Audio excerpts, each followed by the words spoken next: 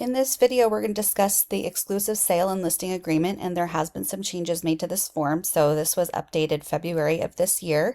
So just wanted to go through it. If you have any questions, of course, please feel free to reach out. This part's pretty self-explanatory. Seller would be you.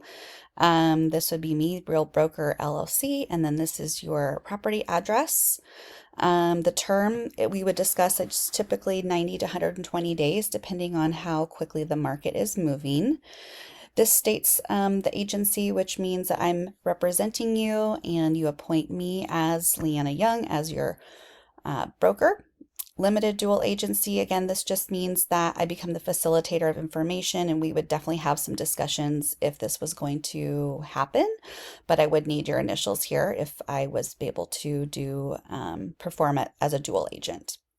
This just talks about the listing date, so we'd pick what date we wanted to go live, and it says firm shall submit this listing, including the property's information on the attached listing input sheets, and photographs, images, videos, and visual tours, virtual tours, drawings, renderings, sketches, floor plans, and other representations of the property to be published on the MLS on this specific date. So in Washington, we're not allowed to do anything like coming soon. So basically, we are not allowed to do anything until it's actually listed on the NWMLS.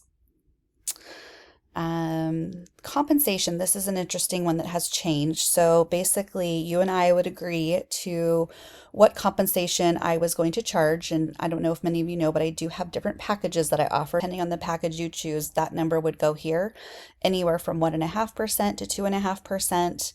And then this states if the buyer is not represented by a buyer brokerage firm, the listing firm compensation shall be a different percentage. So basically what I do is still give a discount. Let's say if we're offering, let's say we're offering 2.5% it to a buyer broker, we would reduce that down, by like 1%, basically. So this is your option here too. So seller's offer of compensation. So as I previously mentioned, if you were offering 2.5%, that would go here.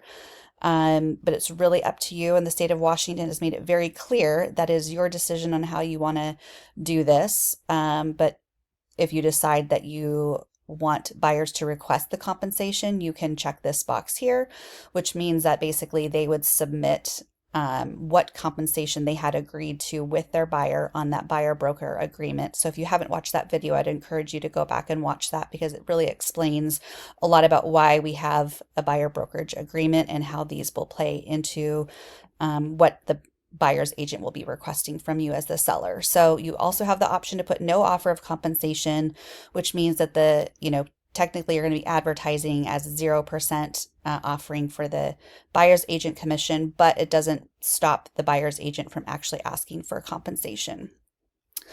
So that is kind of the most important changes of this document here. But of course, if you have questions, please feel free to reach out to me directly. But that is kind of the major changes with the commission. So hope everyone's having a great day.